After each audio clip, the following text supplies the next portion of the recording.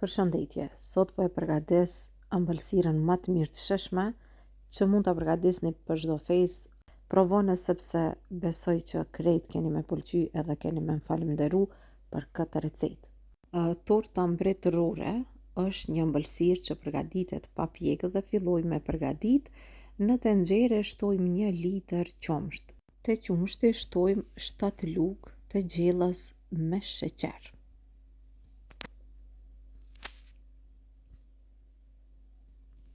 Për me përgatit, në nevojiten gjithashtu edhe 2 pako me puding me shije të vaniljes, nga 40 gram, në total 80 gram puding vanilje.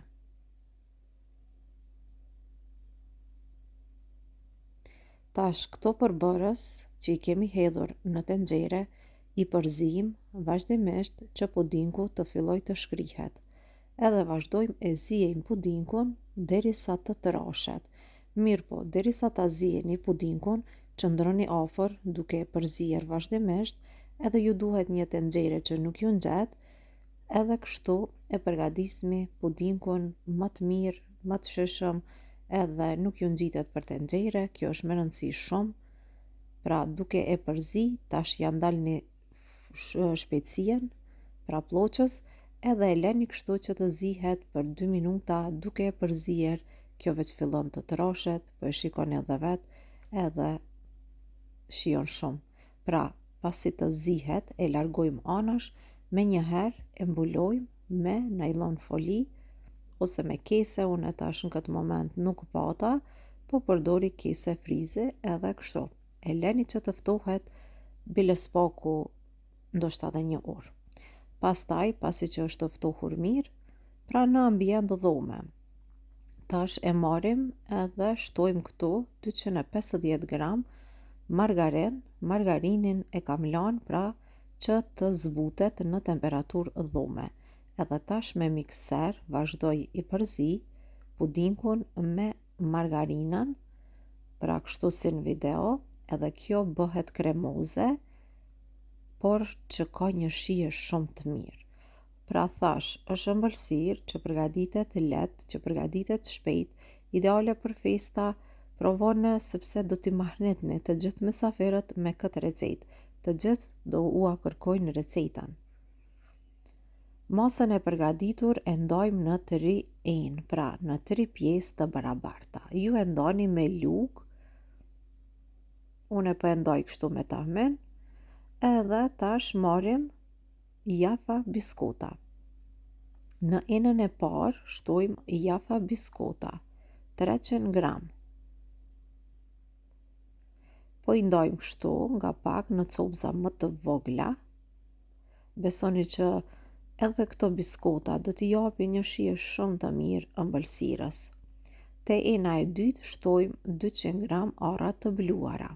Te ena e tretë do të shtojmë kokos 100 gram. Kokosin e shtoj unë gradualisht nga pak për ta parë edhe mos me bash shumë edhe të trash. Për këtë recetë mu desh të 100 gram kokos, pra për ta përgatitur edhe kremin e tretë. 3 shije të ndryshme edhe 3 shtresa të kësaj ëmbëlsire që besoni që do ju pëlqejnë të gjithëve. Tash unë po vazhdoj po i përzi derisa të përzihet mirë masa, pra secilën pjesë. Pastaj do të përgatisim edhe tortën ose ëmbëlsirën. Pasi t'i kemi përzier të gjitha mirë, vazhdojmë përgatisim edhe formojmë tortën. Në një enë kam shtuar pak qumësht të ftohtë, marrim biskotat kështu komplet si që janë, i zhysim në qumsht edhe i rendisim në një kallëv ku kena me përgatit ëmbëlsirën. Këtë ëmbëlsirë mund ta përgatisni edhe në tepsia katrore që janë, mbaret, do më thonë krejt çfarë tepsia ju gjendet në shtëpi, nuk prish punë, vetëm se formën ja jepni, do më thonë çish e keni tepsien. Po në për kallëv, nëse e përgatisni kështu, ju del ma mirë edhe pastaj e preni ma lehtë. Tash e hedhim pjesën e parë që kemi na përgatit me puding edhe me jafa biskota. e shtrim mbi biskotat që i kemi renditur. Do me thonë e keni pa se sa biskota i kam vendosur rendit parë, aq i vendosni edhe ju. Tash vazhdojmë sërish edhe një rend biskota, të cilët po i zhysim në qumsht.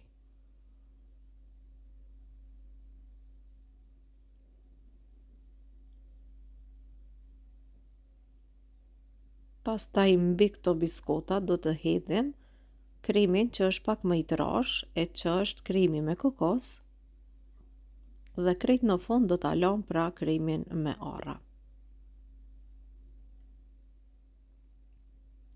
Nuk do shumë kohë, nuk do shumë mund, besoni që edhe shpejt edhe let kena me përgadit këtë recetë kaq të mirë edhe kaq të shishme.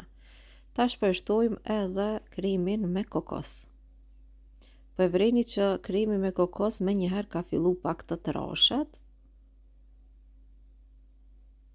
Edhe tash kena mu mundu me shtri mirë, pra me hap në përtër sipërfaqen e biskotave.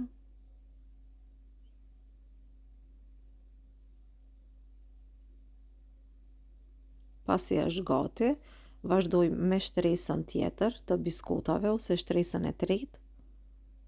Pra thash në të njëjtën mënyrë. Kush e ka hangër këtë ëmbëlsirë, besoni që kanë bejt të mahnitur, të gjithë ma kanë kërkuar recetën, edhe është një ëmbëlsirë që e përgatis për mysafir, kur kemi mysafir special, pra për festa të ndryshme.